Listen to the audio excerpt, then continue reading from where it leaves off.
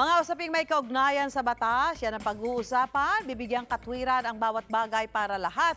Pantay-pantay. Kasama pa rin ang inyong kapuso sa batas, Attorney Gabby Concepcion.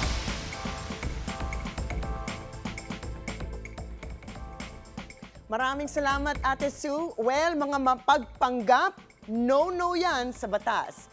Ilang lalaki na nakabihis athletic uniform ng pulis ang nang-hold up ng isang sanglaan. Pero ayon sa pulisya, hindi nila kabaro ang mga lalaking ito. Yan ang pag-uusapan natin. Here's all you need to know. Ask Attorney Gabby. #AskAttorney, attorney para sa kaalaman ng lahat, bawal po ba sa batas ang pagsusuot ng uniforme ng pulis at iba pang person of authority?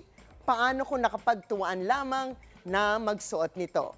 Well, itong sagot, bawal po yan sa ilalim ng Article 179 ng Revised Penal Code na sinasabing krimen ang public at improper na pagsuot ng uniform o damit kung hindi talaga kayo miyembro nito.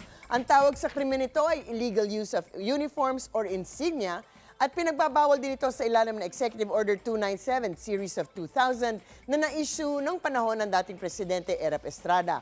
Yung napagkatuan lamang na magsuot nito, talagang pasok na pasok yan sa pinagbabawal ng batas na improper use ng uniform. Pero dapat ito ay ginawa in public.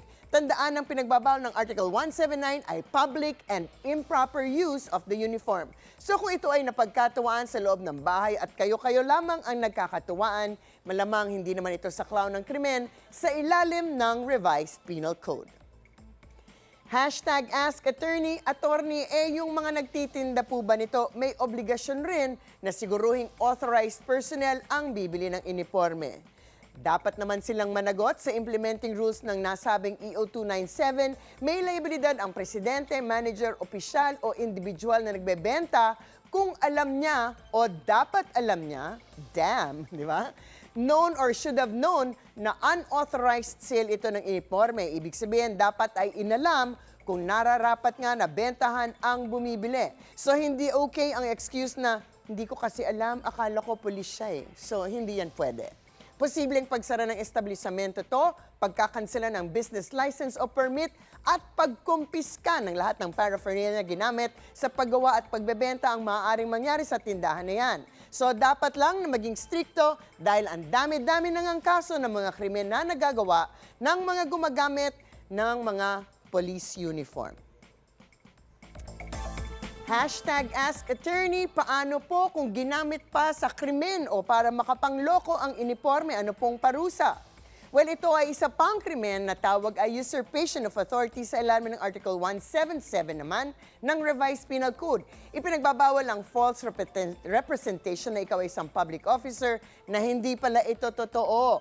Ang penalty ay hanggang 4 na taon at 2 buwan na kulong. Dagdag pa dito ang penalty kung anumang krimen na ginawa ninyo. So kung nangikil kayo, guilty kayo of extortion, or kung minsan gumamit ng police uniform para sa kidnapping, pagnanakaw, dagdag ang penalty para sa extortion or kidnapping. Dagdag ang kaso para nga sa usurpation of authority or illegal use of uniform.